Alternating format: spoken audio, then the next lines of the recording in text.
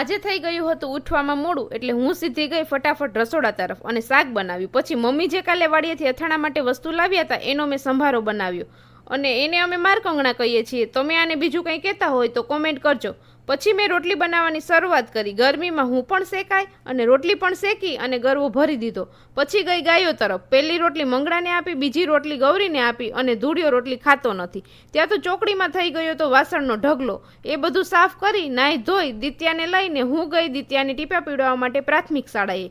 ત્યાંથી આવી અમે વાડીએ ગયા. ત્યાં કૂતરાએ અમારું ભવ્ય સ્વાગત કર્યું. ત્યાંથી અમે આગળ ચાલતા ગયા. ત્યાં નાળિયેરીના મસ્ત મજાના ત્રોપા દેખાણા. એ જોઈ અમને પીવાનું મન થઈ ગયું, એટલે અમે બધાએ પેટ ભરીને ત્રોપા પીધા. પછી આવી ગયા ઘરે.